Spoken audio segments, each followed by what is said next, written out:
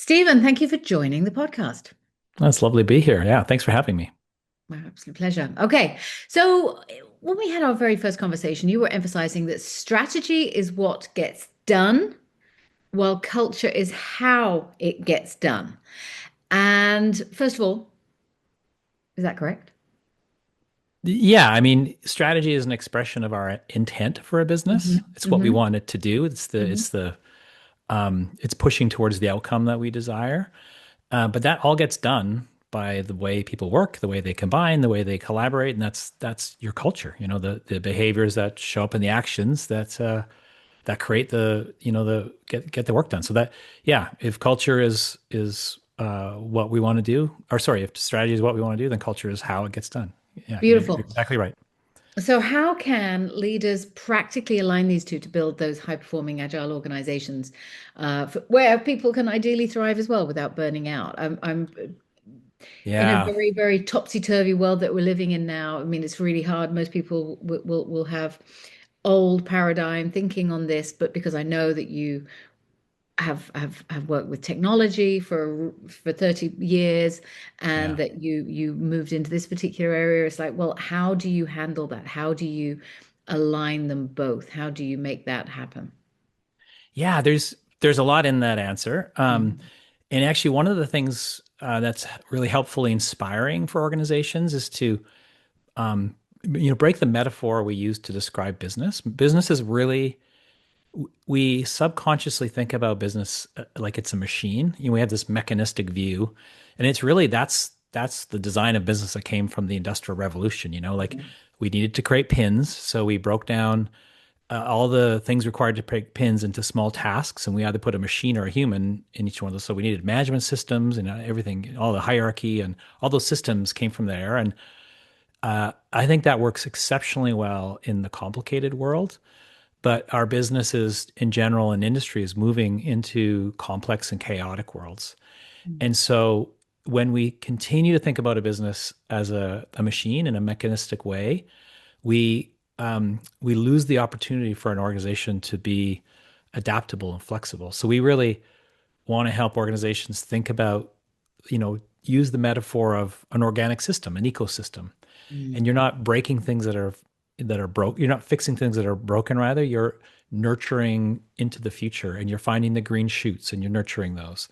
And so, in the way that you might tend to a garden and prune the things that aren't helpful, and water the plants that are growing well and oriented to the sun, and everything you would do to nurture a garden, that's really the new paradigm of business leadership. There's an element of that has to come to the fore. And that's kind of one dimension in an answer to your question. And the reason why I bring that up is because Mm. it pushes leaders quite a bit. We're going from deterministic, complicated systems. You just need a really smart person to tell you what to do. And you can, building a space shuttle is complicated. It's really, really complicated, but it's complicated. Culture and working in this new era is more complex, and it requires organizations and leaders to sense, probe, respond. And you can't prescribe the route forward. You can't. It doesn't matter how smart and experienced you are. You can't lay it out for people. So leaders have to change. Leaders have to become more vulnerable. They have to become open to learning and developing in the open in the organization. That's really hard because I got here by everyone knowing that I know that I'm the smartest guy here or the expert or I use guy deliberately there. So it's about actually teaching leaders to be able to show up in quite different ways. Mm, mm, mm. Yeah, and I think one of the challenges is that it's so hard to change when you're stuck in the middle of something. And from our earlier discussion, we were talking about the idea of being able to transform out of necessity rather than choice, Yes, yeah. and the pain of staying in the same place. If you know, if it's less likely to stay if it becomes existential. So, what's your hmm advice to leaders there? Yeah, that is such a good question because we do quite a bit of culture work that's motivated by the opportunity to take advantage of something great in front of us. And that a lot of that work is actually based around purpose, organizational purpose, and finding this deeper center and it's incredibly helpful and satisfying work. Um, but it actually doesn't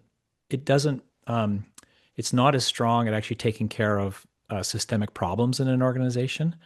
Whereas like you said, when there's a existential threat, like a burning platform, you can really get in and make changes. And there's so much will to change in an organization like that. And the whole structure is, creates leverage for you to push against to create meaningful change.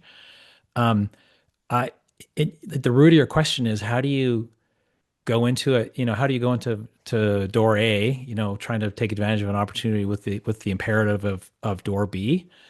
And I think that actually takes um, uh, the hard work there is actually getting over the stories about where we are convinced we're amazing as a company, and not that we're trying to be negative about it, but really trying to be objective from the point of view of actually taking a constructive look at the future and getting out of our fixed mindset about how things work in our organization and really getting into a growth mindset and finding something strongly compelling in the organization or in our future rather that we want to build together that we can push together towards. And it honestly, it's hard for organizations to really take on change in a proper way when there isn't a burning platform.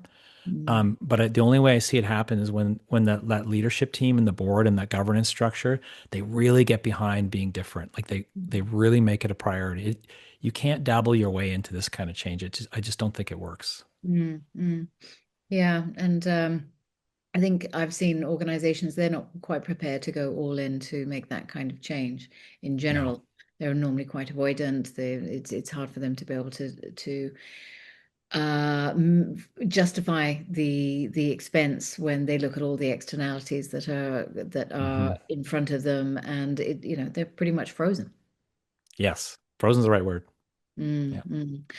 So I was going to ask you a question of, well, in 2025, what was your most successful story? But I'm more concerned about where we're going in 2026, 2027, Hmm. as we lead towards AI, the dramatic shifts. And, maybe 2026 is the year that everything goes insane, it becomes hyper real in AI, or the bubble is going to burst, one of the two, or maybe a bit of both, Yeah. who knows?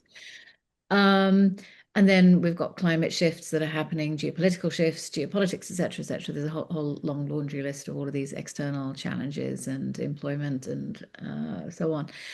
I'm curious if you were to do a headline for 2026, 2027, what would you say would be, if you were to future project, what would be your most successful, proudest project that you complete by the end of this year, 2026? Yeah, I mean, I won't say the project's complete because these things take years to really Yeah. mature in a lot of cases, but moving an organization from being quite brittle Mm, in terms of the structure and the thinking and the hierarchy and the use of authority and passing, dictates down. And organizations with that structure tend to pool important decisions in a very small part of the organization in the senior executive team and or high-placed engineers or like high-placed technical people, for example. And so the opportunity for organizations is to leverage the big brain, is to create, going back to the idea of more of an organic ecosystem, to create an environment where there is the trust, the communication, the autonomy, and the opportunity for decisions to happen in the right places, and the mm, opportunity for the best thinking to come forward all the time. So these organizations are in a really advanced state of having high diversity and the ability to get the best out of all people, no matter what their circumstances or what they mm, bring to the table. And mm, so these organizations, their leaders have a lot of humility and a lot of curiosity. It's mm, fascinating, this idea that the limit of a culture, the absolute ceiling of a culture is limited by the leader's ability to be curious, humble, to be a learner, and to be open to development, and to really show humility in the organization. mm, And the more leaders are able to do that, the more the culture is able to rise into the space that creates. And Mhm. so going into this world where we don't know what's going to happen with the economy and the environment and how AI is going to affect our jobs, we want these organizations to be, the opposite of brittle. We want them to be use the big brain, like harness all that thinking in their organization, all the insight and all the touch points a large organization has, and bring it into the best thinking. And it's really interesting. You and I talked about this earlier, but when you look into an organization and you see a lot of people performing almost transactional tasks, low value human tasks, like there's a problem there that your organizations will be quite upset, and you're even today you're not getting the most out of the human beings, the smart, motivated human beings in your organization. So looking through your organization and finding those roles that just shouldn't be filled by a human. Like let's liberate those people to do something of higher value. Let's while we have the opportunity right now, let's move into that zone where we're just really doggedly pursuing this idea that we can create environments where people can bring their best selves to work and work in the best possible ways, and not have all this friction in the way, all this hierarchy and red tape in the organization, and process restrictions. And yeah, we want to open people up. I love that.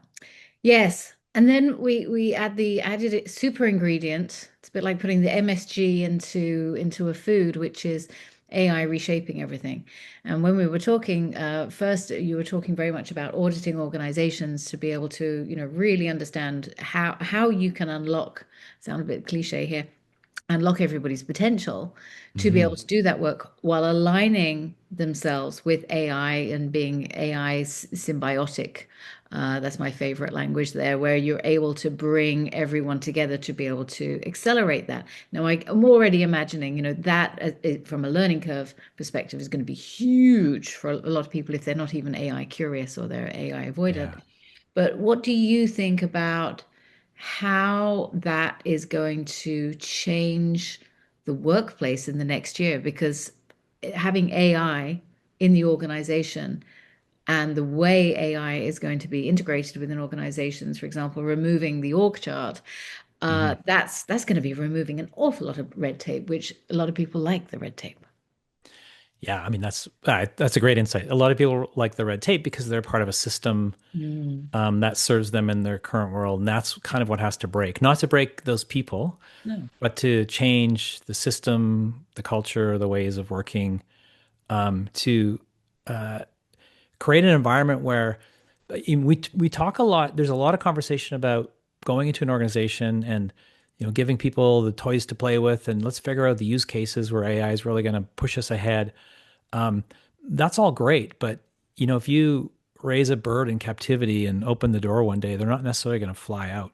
So giving people these tools to do amazing things will only help them if they have the autonomy and the perspective. Um, you know, Organizations that are highly transparent, where is connected to one clear purpose, where they have a lot of autonomy and safety to learn and to be terrible at things, and have that learning be celebrated. So those are the ingredients that will, when you throw the magic spice of AI in there, that's going to create amazing things. But the Mm. organizations where there's a lot of fear, where people are feel trapped by the system, and who will hide behind the bureaucracy because it keeps them safe. Mm. I mean, that's a bad situation for humans to be in, period. But when you're creating this, you put that in an environment of great change. Those are very brittle organizations, and unpleasant things are going to happen with those organizations. Yeah, it's going to be Mm. tough. Mm.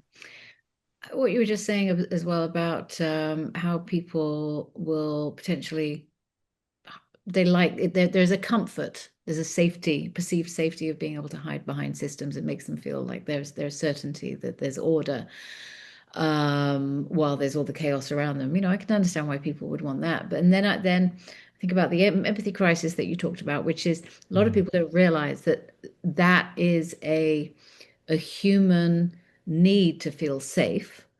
Yeah. And when you talk about the empathy crisis, that's part of the whole system, isn't it? That we have to understand, where are people at on their journey for this environment that we're in, this Hmm. crisis, this actual crisis that we're in, that, Hmm.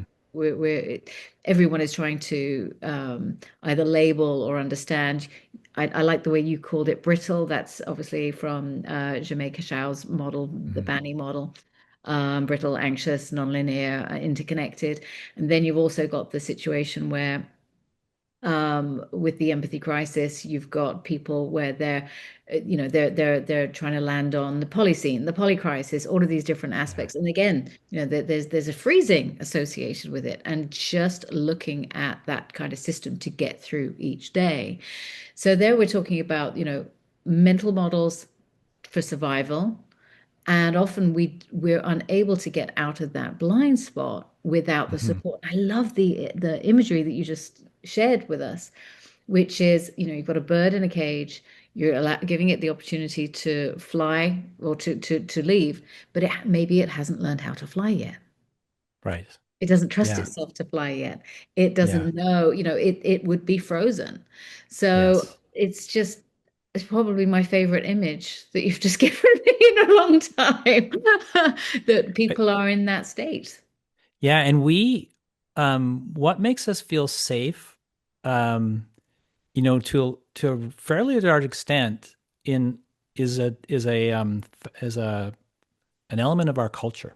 Mm, And I think one of the most important things I think organizations have to understand is culture can be defined. It can be you have the option as a leader, as an organization, to fine tune your culture to fit your strategy to make you successful. Culture is not like the weather or some immutable force of nature we can't control. But it takes work, and I'm not saying it's easy, but it's 100% possible. And so it when we see people being afraid of, like, they're trapped within the bureaucracy and they're afraid to get out from under that, that's actually something that's inadvertently designed into that culture. hmm We've made it not safe to step out from within that bureaucracy. And so the tendency is to say, well, we just need people who aren't so afraid in this company. But they're a function that's not the people, it's the culture, it's the system that those people work in that keep them frozen in that spot. So it's a fool's errand to think you're going to change that just by swapping some people in and out here and there. What you really need to be thinking about is, what is it in the belief system that sits at the bottom of our culture iceberg that drives the dominant behaviors, that creates the experiences we have? What is it in that belief system that's holding people in that state of fear? And so mm that's part of the work of culture design, is to really get in and understand those things and be really thoughtful about reshaping that belief system to get to a point where that fear is gone, or where that people aren't anxious about that, or yeah, and hmm you can do it. It's entirely possible. Yeah. Is it a bug or is it the feature?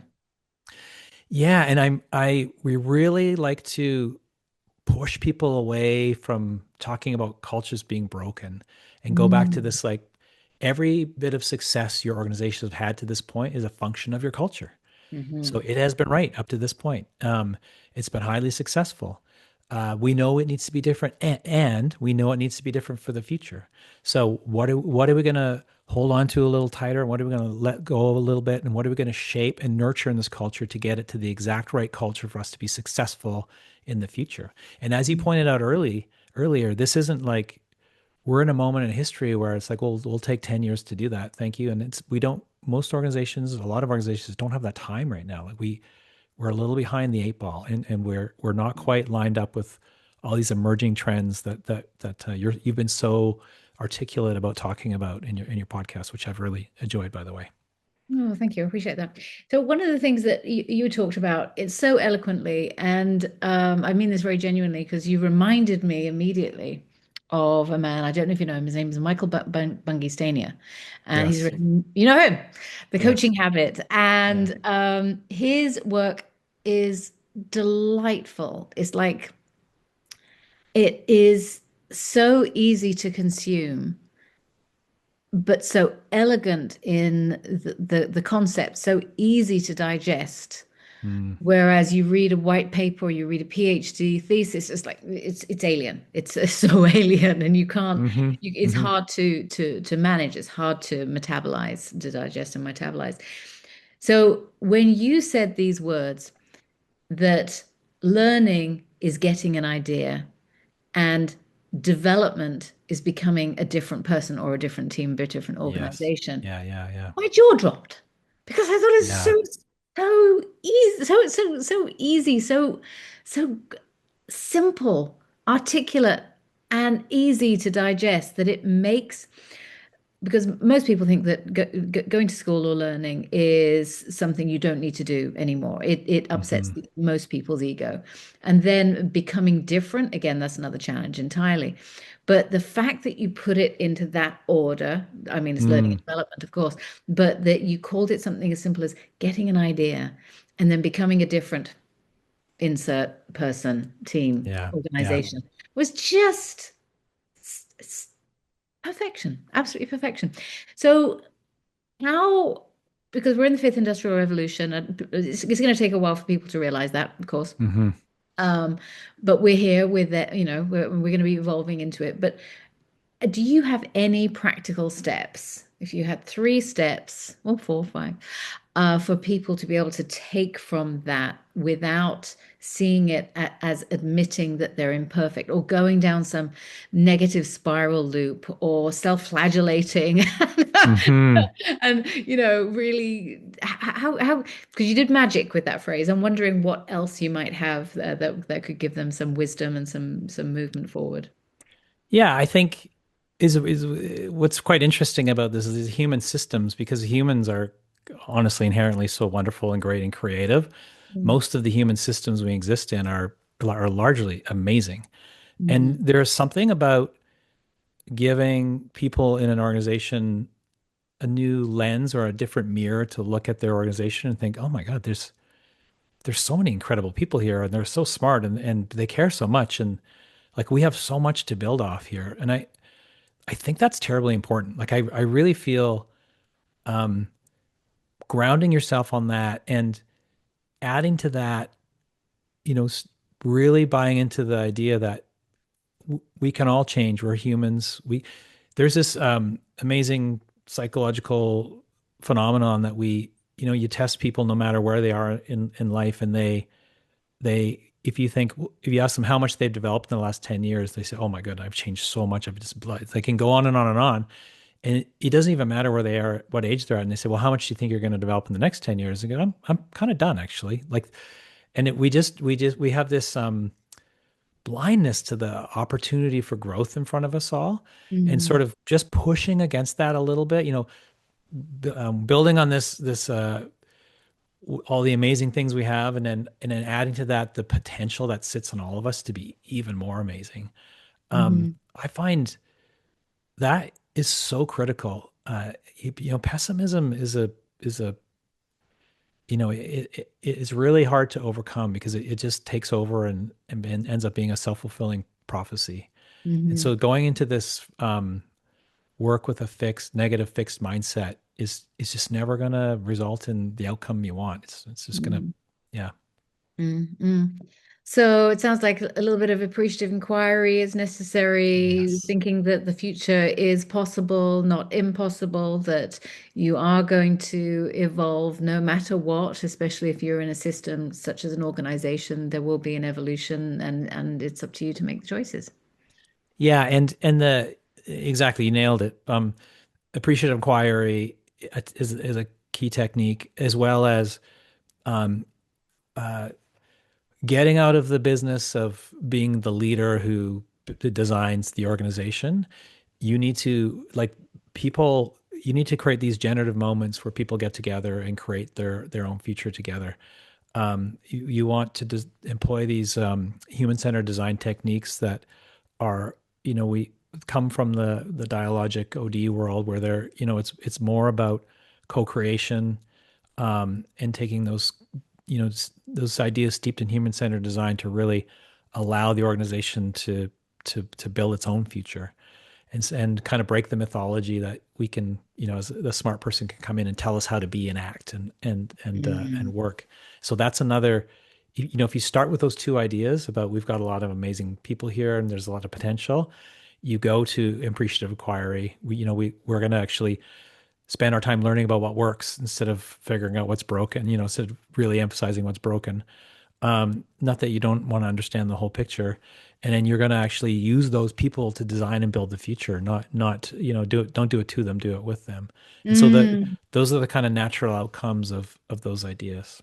Mm. You and Michael Bungay Senior would get on so well. I can see that now.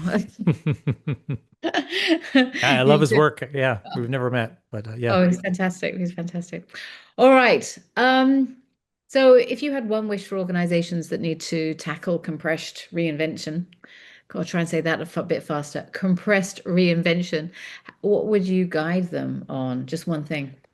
Yeah, it is really hard to see the system when you're in the system. Like it's Mhm. tough to get a really good read on what the water's like by asking a fish.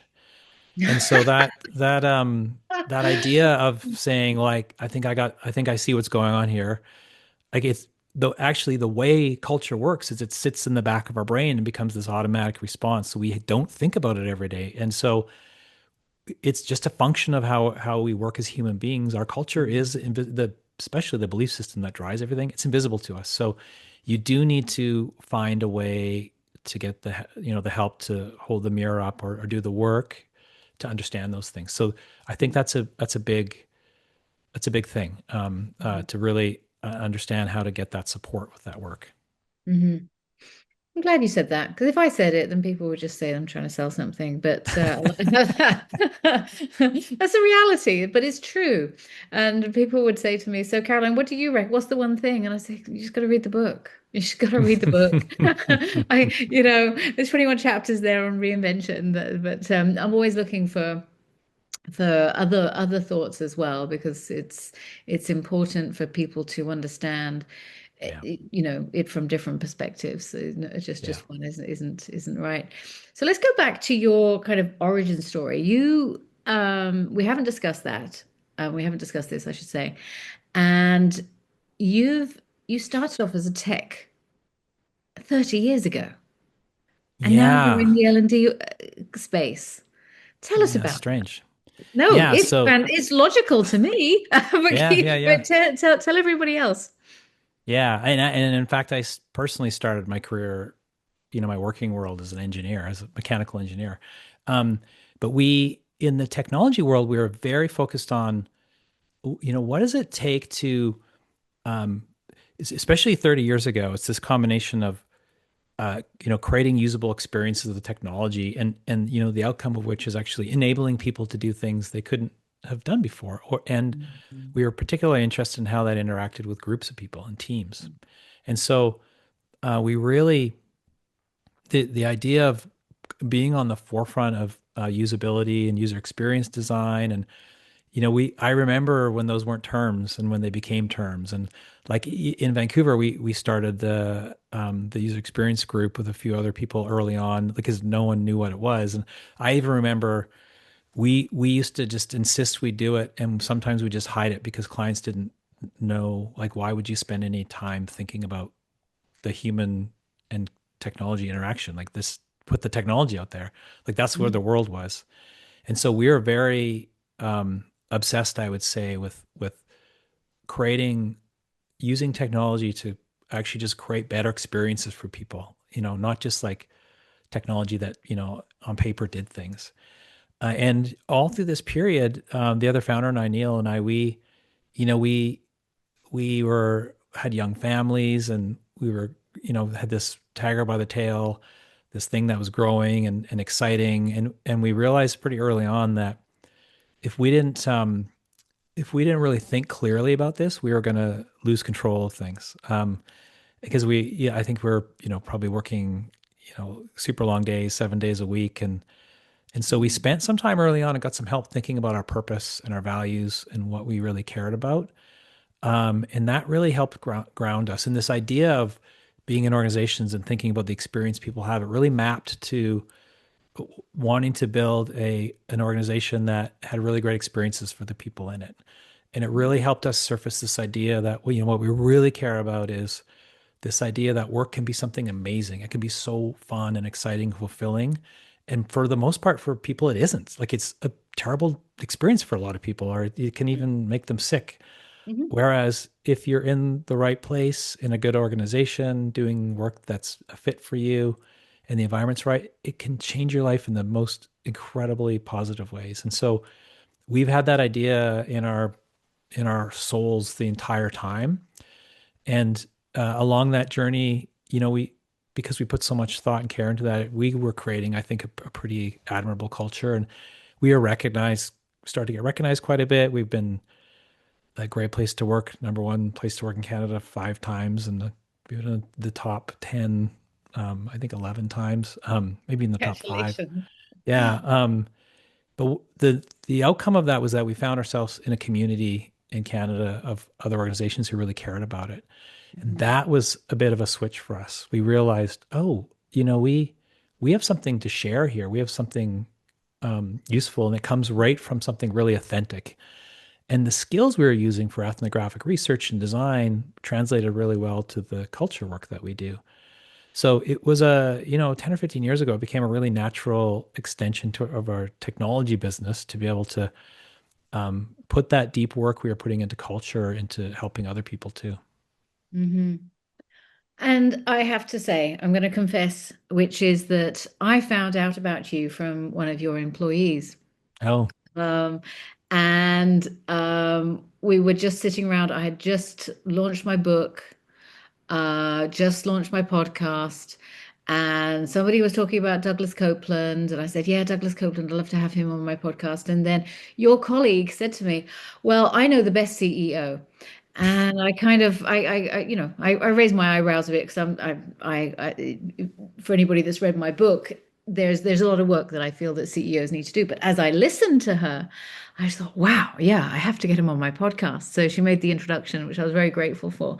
And it was very clear, you talk about it being a healthy workplace, about being a place where people can really do great work. It was very evident just from that conversation, just how proud she was of having a CEO that was able to lead by example and to be so mm, integrated, deeply integrated in all of these, and very curious about all of the human elements, not only for the clients, but within the organization. And that to me is true unicorn status, which is mm. to be able to manage both the internal experience and the external client experience as well.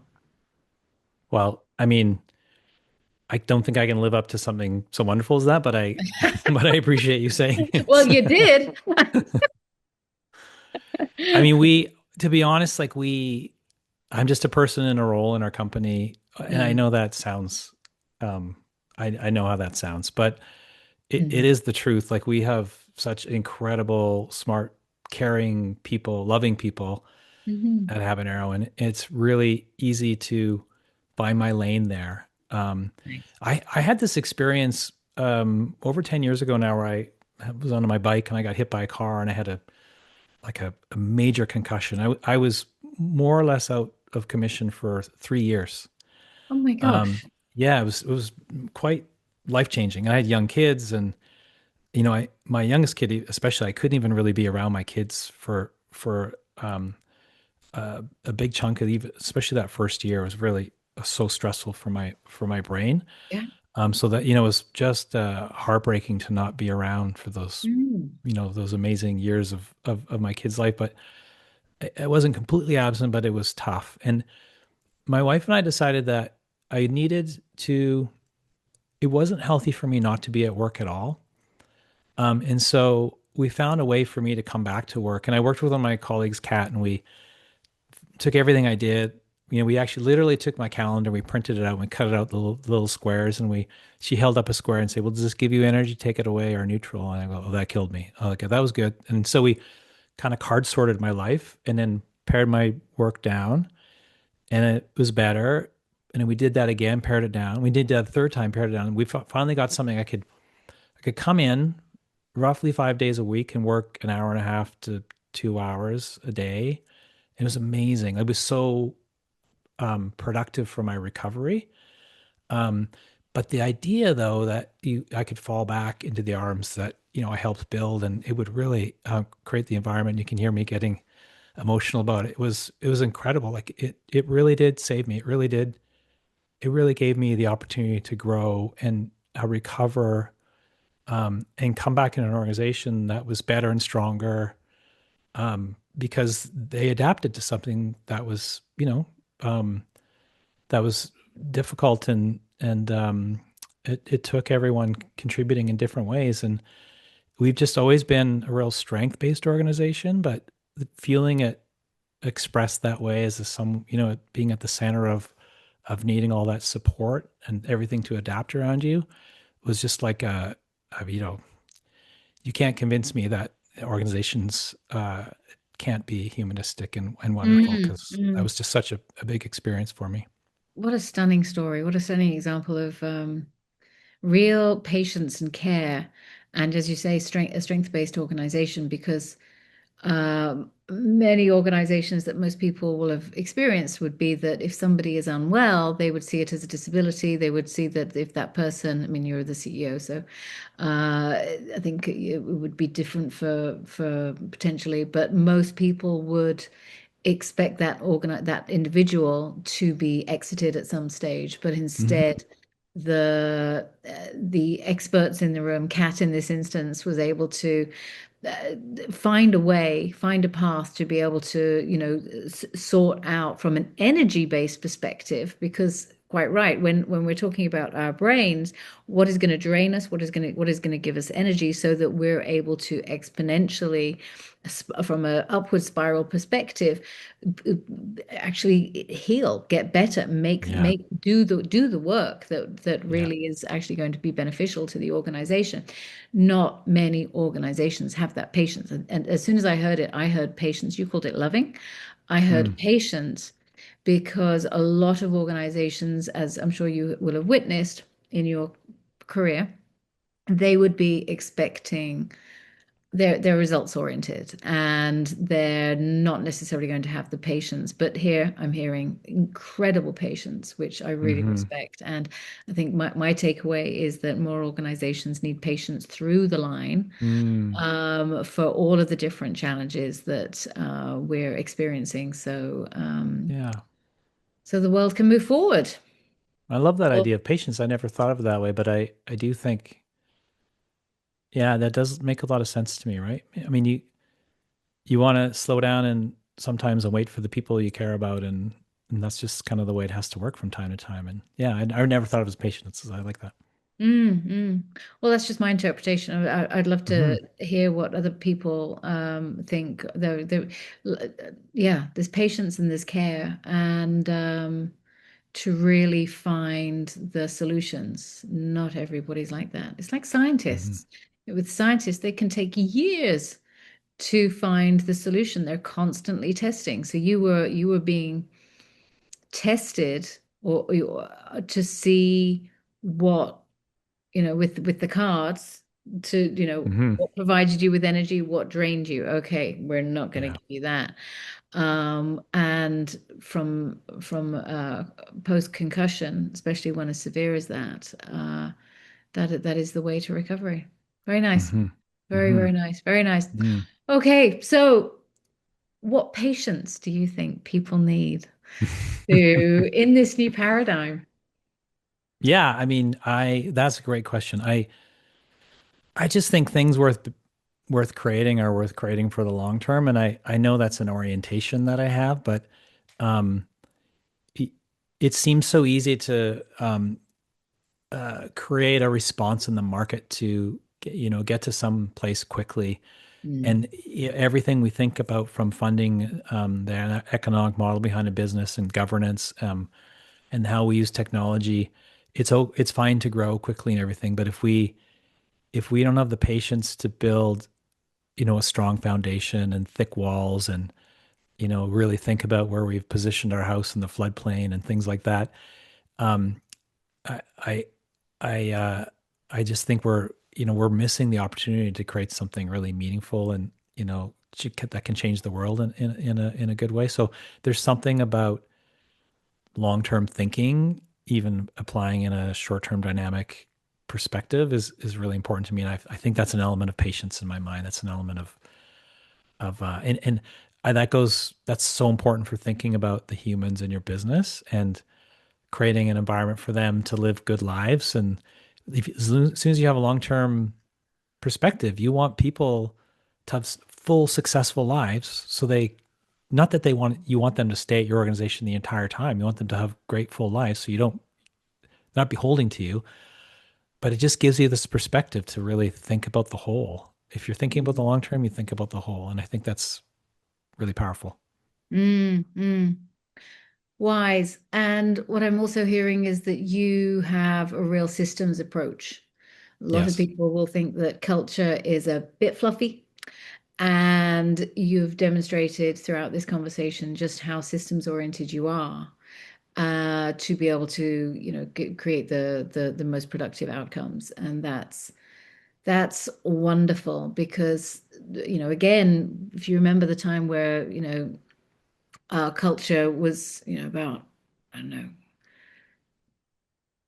foosball tables and beanbags at some Yeah. stage, if you remember, not even 10 hmm years ago.